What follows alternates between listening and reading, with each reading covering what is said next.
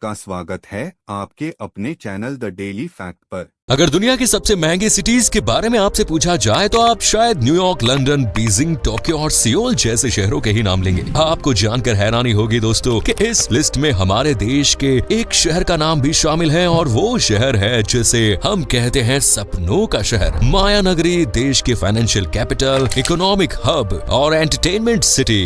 जी हाँ, बिल्कुल सही समझ गए, हम बात कर रहे हैं मुंबई शहर की। मुंबई में वर्तमान समय में टोटल 92 बिलियनियर्स हैं और सबसे ज्यादा बिलियनियर्स के मामले में ये शहर दुनिया में तीसरे नंबर पर आता है। पूरे देश की जीडीपी में 6% से भी ज्यादा का कंट्रीब्यूशन है मुंबई का। देश के सभी बड़े फाइनेंशियल ऑफिसेज भी मुंबई में ही है। शहर की टोटल जीडीपी $350 बिलियन से भी ज्यादा है। लेकिन सवाल ये आता है कि आखिर मुंबई इतना अमीर कैसे बना? कौन से ऐसे फैक्टर्स हैं जिसने मुंबई को भारत की रिचेस्ट सिटी बनाने में इम्पोर्टेंट रोल प्ले किया? और क्या सच में बॉलीवुड इंडस्ट्री की वजह से मुंबई शहर इतना अमीर है? इन सभी सवालों के जवाब आज आप इस वीडियो में जानने वाले हैं। तो अपना सीट बेल्ट बांधे अच्छे से और निकलते हैं मुंबई की शानदार सफर पर। दोस्तों, मुंबई शहर हमेशा से ही इतना अमीर और डेवलप्ड नहीं था। आज से करीब 100 से 150 साल पहले भी इस शहर का कोई खास अस्तित्व नहीं था। दिल्ली और कोलकाता जैसे शहर मुंबई से काफी अमीर और समृद्ध हुआ करते थे। जब तक दिल्ली और कोलकाता अपनी अलग पहचान बना चुके थे, उस समय तक मुंबई तो एक शहर भी नहीं होता था। मुंबई को अमीर बनाने में पारसी कम्युनिटी का बड़ा हाथ रहा। इसके अलावा टेक्सटाइल और अफीम की इंडस्ट्री ने भी मुंबई को अमीर बनाने का काम किया। मुंबई के विकास की गाथा जानने से पहले इसके इतिहास पर एक नजर डाल लेते हैं। करीब 2300 साल पहले मुंबई में लोगों ने रहना शुरू किया। हालांकि उस समय इसे मुंबई नहीं कहा जाता था। 3rd सेंचुरी बीसी में सबसे पहले मौर्यन एम्पायर ने यहाँ पर रूल किया। इसके बाद लंबे समय तक विभिन्न हिंदू शासकों ने यहाँ पर शासन किया। इन सभी के शासन काल में मुंबई पोर्ट के जरिए मेसोपोटामिया, मिस्र, ईस्ट अफ्रीका, अरब और इटली के साथ व्यापार होता था। खास तौर पर कपड़ा, कॉइन, कॉपर और वाइन का इसका व्यापार मुंबई के समुद्री मार्ग से किया जाता था। साल 1348 में बॉम्बे दिल्ली सल्तनत के अधीन आ गया और मोहम्मद बिन तुगलक ने अपनी यहाँ सत्ता स्थापित करी। तुगलक साम्राज्य के कमजोर पड़ने के बाद गुजरात के गवर्नर जाफर खान ने बॉम्बे को गुजरात सल्तनत का हिस्सा बना लिया। अभी तक बॉम्बे से बहुत ज्यादा ट्रेड नहीं होता था। ये जगह तो मछुआरों के गाँव के नाम से पहचानी जाती थी। यहाँ पर कुल 7 आइलैंड्स थे जिनके नाम कोलाबा, लिटिल कोलाबा,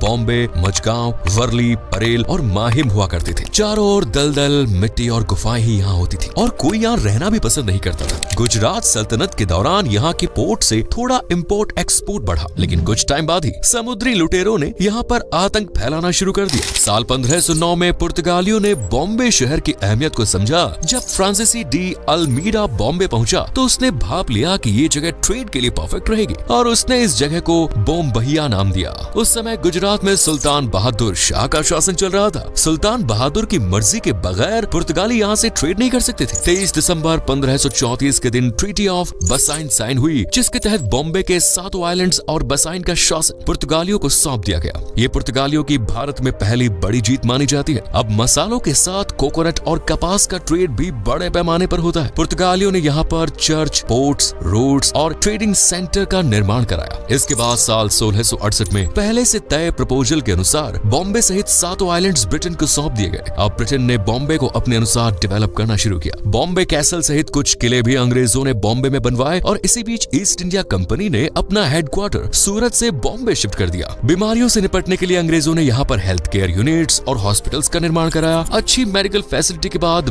बॉम्बे की जनसंख्या कुछ ही सालों में 10,000 से बढ़कर हो गई 60,000। साल 1782 में विलियम हॉर्नबी बॉम्बे के गवर्नर बने। उन्होंने सोचा कि अगर 7 आइलैंड्स एक हो जाएं तो इससे काफी फायदा होगा। दलदल और बारिश के कारण होने वाली समस्याओं से भी निजात मिलेगी। 7 आइलैंड्स को एक करने का काम शुरू हुआ। मिट्टी, मलबा डालकर खाली जगहों को भरा जाने लगा। 1782 में शुरू हुआ ये प्रोजेक्ट 1845 में जाकर खत्म हुआ और इस पूरे प्रोजेक्ट को हॉर्नबी वेलार्ड पुनर्ग्रहण परियोजना का नाम दिया गया। अब धीरे धीरे बॉम्बे में विकास रफ्तार पकड़ रहा था। अंग्रेजों ने यहाँ प्रिंटिंग प्रेस लगा दी, रेलवे का निर्माण कराया, अच्छी और हायर एजुकेशन के लिए स्कूल और कॉलेजेस बनाए। बैंक ऑफ बॉम्बे की स्थापना भी हुई। इसी बीच पर्शिया से पारसी समुदाय के कुछ लोग साउथ बॉम्बे के कोस्टल एरिया वाले रीजन में आकर रहने लगे। पारसी कम्युनिटी के लोगों ने विदेश में अपना ट्रेड बढ़ाया। उस समय जमशेदजी जीजी भाई ने बॉम्बे की ग्रोथ में एक इम्पोर्टेंट रोल प्ले किया। इन्हें आप जमशेदजी टाटा समझने की भूल मत करना, दोनों अलग शख्स हैं। जमशेदजी जीजी भाई ने चीन में अपना व्यापार बढ़ाया और ओपियम यानी अफीम का ट्रेड वो चीन के साथ करने लगे। धीरे धीरे चीन के लोगों को अफीम की लत लग गई और जमशेदजी जीजी का बिजनेस तेजी से ग्रो होने लगा और देखते ही देखते वो भारत के सबसे अमीर आदमी बन गए। अफीम के बाद पारसी लोगों ने अन्य व्यापार में भी हाथ आजमाए। 1850 में चीन में अफीम का ट्रेड करना मुश्किल हो गया। ऐसे में टेक्सटाइल इंडस्ट्री उनके लिए एक अच्छा विकल्प हुआ। 1854 में कावसजी दावर ने बॉम्बे में Bombay spinning and weaving company की शुरुआत की।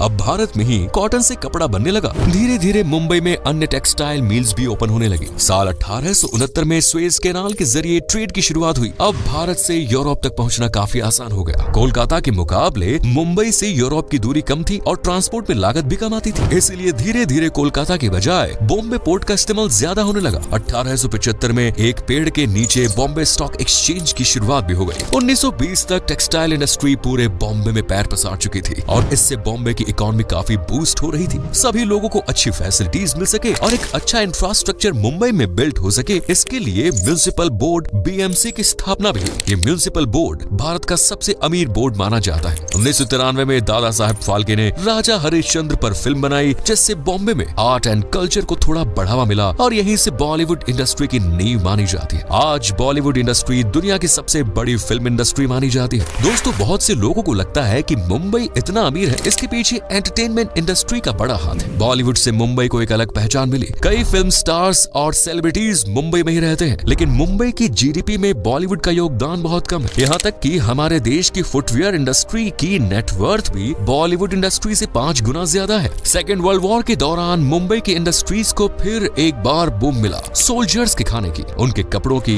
जरूरत के अन्य सामान की आपूर्ति बॉम्बे से ही की जा रही थी। साल 1947 में भारत को आजादी मिली, उसमें भी बॉम्बे ने एक प्रमुख रोल अदा किया। 1885 में ए.ओ. ह्यूम ने इंडियन नेशनल कांग्रेस की स्थापना बॉम्बे में ही की। बॉम्बे के कई स्वतंत्रता सेनानियों ने आजादी के यज्ञ में अपनी आहुतियां भी दी। आजादी से पहले तक बॉम्बे और दिल्ली में देश के ज्यादातर वित्तीय संस्थान थे, लेकिन पार्टीशन के दौरान कोलकाता में काफी कम्युनल राइट्स देखने को मिले। शहर में और आसपास के इलाकों में अशांति का माहौल था। उस समय बॉम्बे में आरबीआई, नेशनल स्टॉक एक्सचेंज और बॉम्बे स्टॉक एक्सचेंज की मदद से फाइनेंशियल और बैंकिंग सेक्टर में अपॉर्चुनिटीज दिखाई देने लगी। धीरे धीरे दोस्तों, बॉम्बे लोगों के मन को भाने लगा। बड़े बिजनेसमैन और इंडस्ट्रियलिस्ट्स को ये शहर हर तरह से बेस्ट लगने लगा। मुंबई पोर्ट की वजह से विदेशों के साथ एक्सपोर्ट इंपोर्ट भी आसान हो गया। साथ ही मैन्युफैक्चरिंग यूनिट्स भी मुंबई में बूम कर रही थी। अब ये शहर विदेशी कंपनियों, इन्वेस्टर्स और एफडीआई को भी अपनी ओर अट्रैक्ट कर रहा था। साल 1960 में बॉम्बे का भाषा के आधार पर 2 राज्यों में विभाजन हो गया। अब बॉम्बे को महाराष्ट्र की कैपिटल सिटी होने का दर्जा दे दिया गया। टाटा, बिरला, गोयंका और श्रीराम के बाद अडानी और रिलायंस ने भी बिजनेस के लिए बॉम्बे को ही चुना। यहाँ पर टेक्सटाइल के अलावा अन्य कई इंडस्ट्रीज लगाई गई। इन सब इंडस्ट्रीज से बॉम्बे के पास अच्छा खासा पैसा आ रहा था। साल 1970 में जीडीपी के मामले में बॉम्बे ने दिल्ली और कोलकाता को पीछे छोड़कर फाइनेंशियल कैपिटल का दर्जा हासिल कर लिया। ये दर्जा सरकार ने नहीं दिया था, बल्कि इकोनॉमिक हब और रोजगार के तमाम अवसर होने की वजह से लोगों ने ही बॉम्बे को फाइनेंशियल कैपिटल कहना शुरू कर दिया। साल 1980 के दशक में बॉम्बे की टेक्सटाइल इंडस्ट्री को एक बड़ा झटका लगा।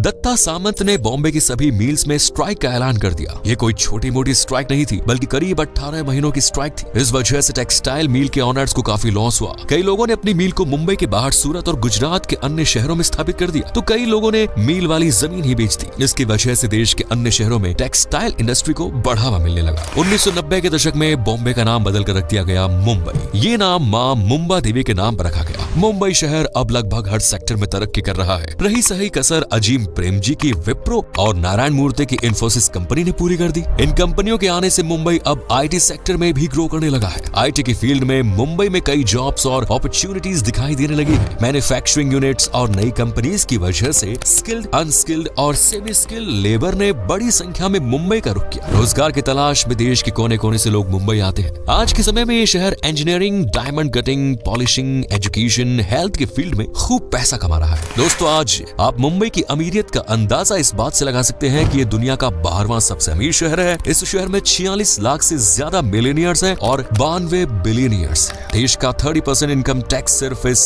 शहर से आता है। 10% फैक्ट्रीज सिर्फ मुंबई में एस्टेब्लिश्ड है। 1,60,000 करोड़ से ज्यादा का कॉर्पोरेट टैक्स हर साल सरकार को मिलता है। आज शहर की आबादी है 2.2 करोड़ से ज्यादा और शहर के लोगों की पर कैपिटा इनकम है 3.5 लाख रुपए से ज्यादा, जो देश की नेशनल एवरेज इनकम के मुकाबले काफी अधिक है। दोस्तों, भले ही मुंबई ने एक शहर बनने में काफी देरी की हो, कोलकाता और दिल्ली के मुकाबले इसका विकास काफी देरी से शुरू हुआ हो, लेकिन आज ये शहर भारत का एक मजबूत अंग है। देश की इकोनॉमी में इस शहर का सबसे बड़ा योगदान है। उम्मीद है कि साल 2025 के अंत तक मुंबई शहर $500 बिलियन की इकोनॉमी वाला शहर बन जाएगा। तो ये थी दोस्तों माया नगरी मुंबई के अमीर बनने की कहानी। उम्मीद है आपको हमारी आज की वीडियो पसंद आई होगी। अगर हाँ तो ज्यादा से ज्यादा लाइक करें, शेयर करें, और आपको ये शहर कैसा लगता है, कभी आप गए हैं मुंबई तो अपना एक्सपीरियंस हमारे साथ शेयर करें। धन्यवाद।